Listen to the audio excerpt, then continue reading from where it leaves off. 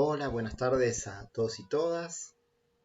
La idea de este video es hacer una síntesis de lo que fuimos conversando en relación a los textos de Sandra Nicastro y de Lidia Fernández. También, si hay tiempo, haremos alguna referencia al texto a los capítulos de Silvia Duchaski, de La Escuela en los Márgenes.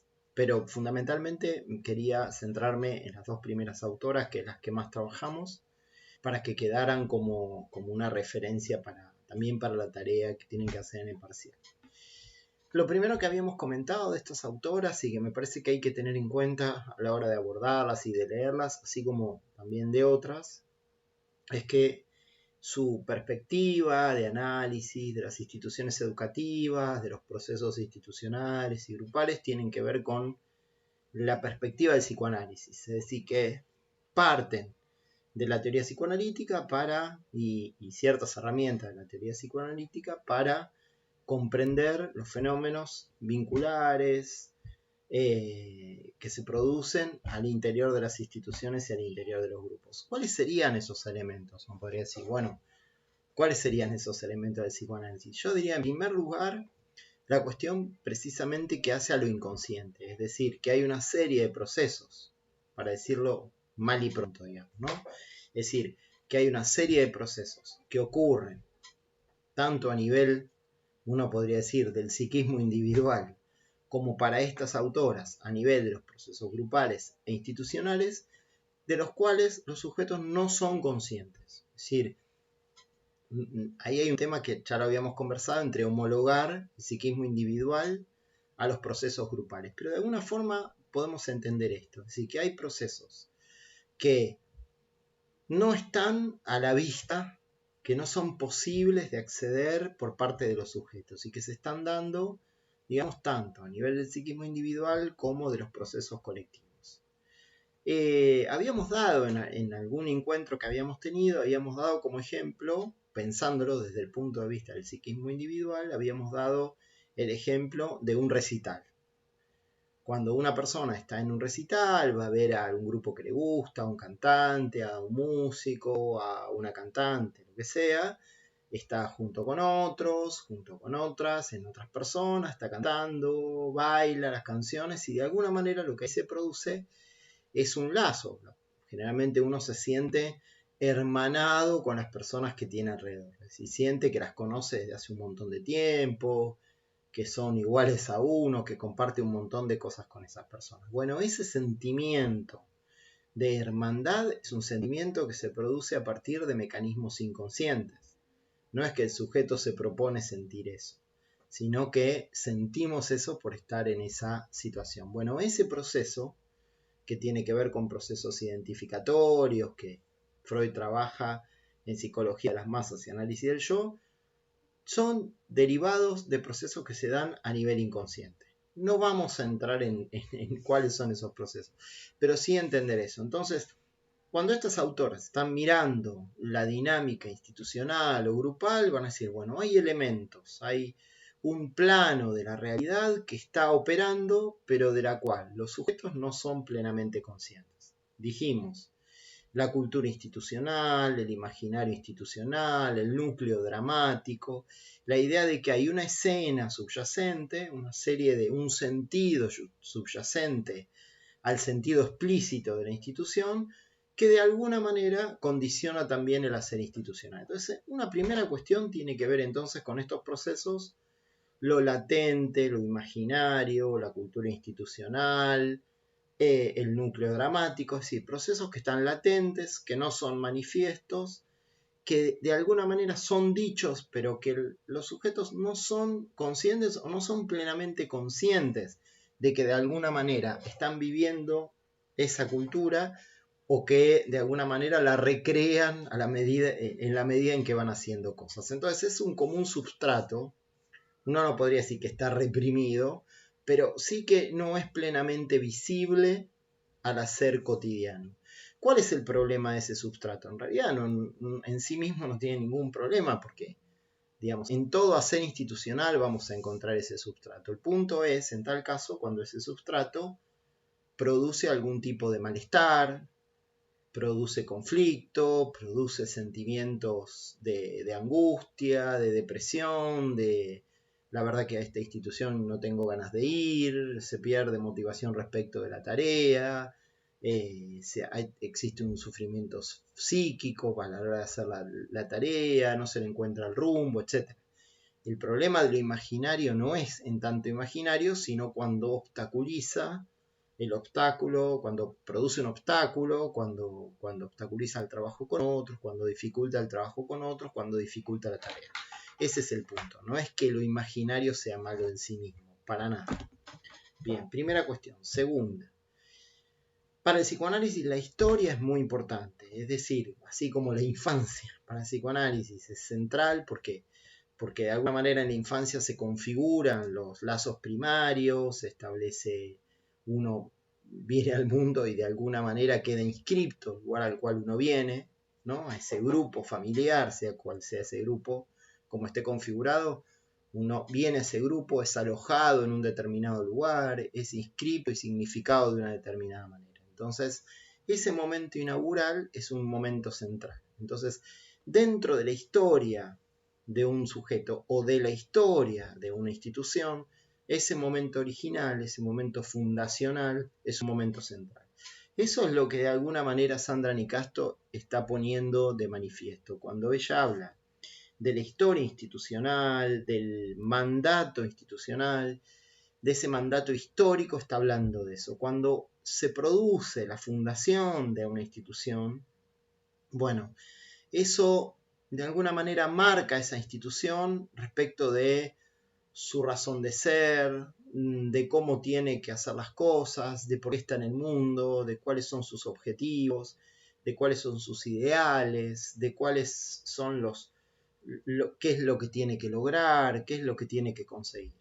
Entonces, ese pacto fundacional es un pacto fuerte porque de alguna manera todos los que van a pasar por esa institución van a entrar en diálogo con ese pacto, ¿no? Decíamos el ejemplo de estar en el Nacional Buenos Aires. Cuando uno entra en el Nacional Buenos Aires es fuerte porque más allá del que el edificio es imponente, porque bueno, uno dialoga con todas las personas, sus padres fundadores que han de alguna manera establecido esa institución.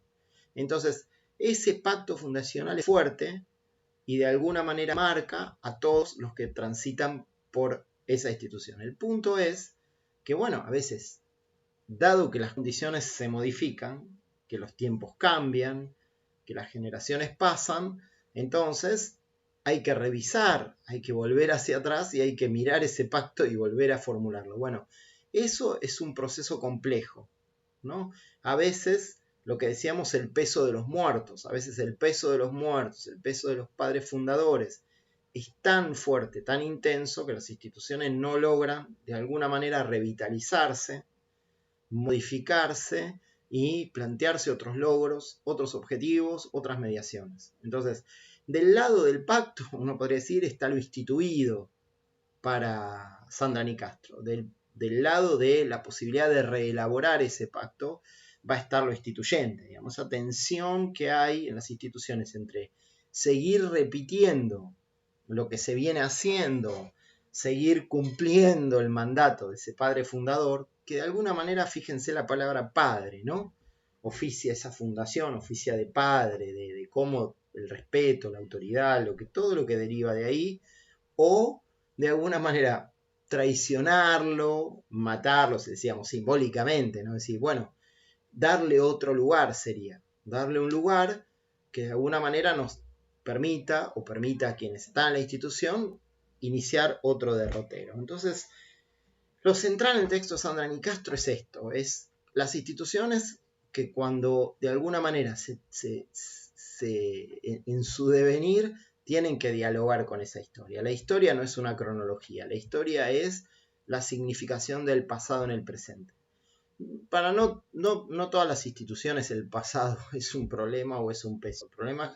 El punto es cuando a veces se transforma, ¿no? Decíamos a veces como ejemplo, cuando se jubila, por ejemplo, un director o una directora que ha estado en el cargo durante 20 años y viene una nueva directora o un nuevo director. Bueno, ahí hay un trabajo que hacer, ¿no? Para reelaborar a ese modo de ser de esta nueva autoridad, ¿no? En relación a esa autoridad del pasado, ¿no? Es mejor, ¿no?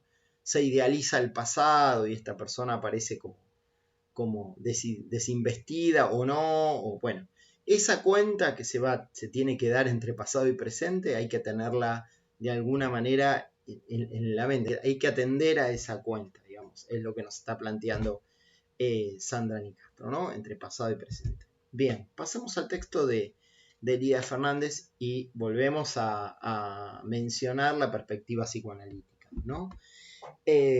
Porque ahí el concepto central de Lidia Fernández es el de núcleo dramático, que viene de alguna manera a ser equivalente, no es igual, pero es equivalente a la idea de una cultura institucional o de un imaginario. ¿Qué está diciendo Lidia Fernández con el núcleo dramático? Está diciendo que cuando uno está en una institución o se está en una institución, se ponen en juego aspectos muy personales o muy subjetivos de cada uno. Es decir, que van a estar ahí también depositados angustias, miedos, vacilaciones, inquietudes de cada una de las personas que de alguna manera forman parte de la serie institucional. Entonces, el núcleo dramático es una escena que se constituye, de la cual no se es plenamente consciente y que de alguna manera en esa escena están en juego los miedos, los temores que puede presentar una determinada tarea. En el ejemplo que ella trabaja, lo tienen sobre el final del texto, la situación, el caso que ella trabaja, es un jardín maternal que atiende a sectores vulnerables, y ahí un poco lo que ella ve en las entrevistas que de quienes trabajan en ese jardín maternal es la que empieza a salir, no de manera explícita, pero empieza a salir el miedo que sobreviene a la hora de tener que cuidar niños muy chiquitos, de pocos días de vida, la culpa que aparece por tener que dedicar tanto tiempo al trabajo cuando los propios hijos se descuidan los propios hijos, también la mirada sancionadora que aparece sobre los padres de estos niños que son dejados en este jardín, esta idea, digamos, de que en realidad tendrían que hacerse cargo de cuidar a estos niños, que está mal que esos niños estén en el jardín de infantes, porque no sería en el jardín maternal, que esté mal que estén ahí en el jardín maternal, porque en realidad deberían estar en su casa con sus padres. Todo eso que es vivenciado, pero no es del todo dicho, no es del todo elaborado, para Lidia Fernández tiene que ver con este núcleo dramático. Es decir, hay una serie de sentimientos, de ideas, de inquietudes, de temores que si bien no están explícitamente vinculados a la tarea, están dando vueltas por la tarea. ¿Y qué dice ella? ¿Cuál sería la manera que encuentran estas personas para defenderse o para seguir operando a partir de tener este temor o este miedo? Bueno, dice ella, es la rutina. Lo que ella encuentra en esa institución es la preocupación por la rutina. ¿Por qué? Porque en la medida en que yo hago una rutina y limpio, ordeno, pongo todo en orden, de alguna manera no estoy pensando en todos esos elementos y no estoy dedicando el tiempo quizás a lo que uno podría dedicarse o para Lidia uno debería dedicarse en esa situación, que es a los aspectos pedagógicos, ¿sí? A la relación con esos niños, a establecer una relación que implique otro tipo de procesos de aprendizaje, afectivos, vinculares. Entonces, no es que estos y estas docentes sean malos y eso, sino que de alguna manera la rutina los defiende y las defiende de esos temores que aparecen. ¿Cuál sería el trabajo que Lidia está planteando? Bueno, el trabajo es entonces que esa institución, que quienes forman parte de esa institución puedan poner en palabras esos temores, esos miedos y entonces de manera más explícita, más consciente y grupalmente, bueno, si sentimos esto, ¿qué hacemos con esto que sentimos? ¿Cómo podemos llevar adelante la tarea con esto sin que eso quede de alguna manera como un núcleo dramático que no se llega a pensar, ¿no? Lo mismo con la cultura institucional o lo mismo con el imaginario institucional. Evidentemente, esta intervención que Lidia Fernández hace es a partir de que quienes están en esa institución han demandado por haberse sentido mal, angustiados, etc. Bien, esa es la síntesis que yo quería dejar de estas dos autoras, y menciono en un minuto un par de cuestiones que me parece interesante del texto de Silvia Chasky. Me parece que ahí lo más interesante que tenemos es el concepto de situación y de la escuela como marca simbólica, ¿no? La idea de no pensar la escuela como edificio, sino pensar la escuela como desde la performatividad del lenguaje. Hacíamos alusión al ejemplo de la radio, digamos, ¿no? Es decir, una radio no forma parte de la escuela. ¿Por qué no? O sea, en ningún lado hay una radio. Bueno, pero ¿por qué no podría formar parte del proyecto escolar? Tiene que ver eso con, está vinculado a una decisión, está vinculado a una nominación. Es decir, el acto de decir, bueno, ¿esto por qué no forma parte de la escuela? Si esto permite, en todo caso, que se articule o se lleve adelante un proceso de aprendizaje, un proceso en el cual los jóvenes, los niños pueden realmente darse un proceso de apropiación y de crecimiento. Entonces, la idea de la escuela, a partir de constituir una situación, es precisamente esta, es decir, utilizar la capacidad performativa del lenguaje. Entonces, la escuela no es solamente lo que hay en un papel. La escuela es lo que simbólicamente se constituya y se nomine como parte de la escuela. Entonces la radio puede formar parte de la escuela. Un partido de fútbol los sábados puede formar parte de la escuela, aunque esté por fuera del currículum. ¿Se entiende? Es un poco en diálogo con el texto de Frigerio. Es decir, no solo lo que está en el currículum puede ser escuela lo que los docentes entiendan, el equipo directivo entienda, que permita enlazar con los jóvenes, con los niños, con los adolescentes. Esa es un poco la idea de Silvia. Y a partir de ahí constituir situación. La radio es una situación. Lo que decíamos, la radio del documental no es una radio, no transmite como radio. Son dos parlantes, una consola y un micrófono. Eso no es materialmente una radio, no transmite por el éter. No tiene asignada una frecuencia. Ahora, es una radio. Sin duda que es una radio. Entonces, eso es lo interesante del texto de Silvia. No podría decir, para poner a trabajar lo imaginario a favor, no en contra. Entonces, aunque la radio sea un vector imaginario, porque no existe en algún sentido materialmente, objetivamente, pero sí es un operador muy fuerte del ámbito escolar, ¿no? Entonces, como ejemplo, por supuesto, no es que va a servir para todas las escuelas. En todo caso, cada institución tiene que inventar su dispositivo y operar performativamente de una manera diferente. Así que no es que, entonces incorporemos la radio al currículum. Bueno, ya no sirve. Ya no es así. No es una regla, es una invención, ¿no? De eso se trata. Bueno, espero que haya quedado un poco más claro y que sirva este resumen también para el trabajo que tienen que hacer de acá adelante. Bueno, saludos y bueno, lamento haberme ido un poco también, pero bueno, a veces hace falta, es necesario. Bueno, espero que anden bien. Chau, chau.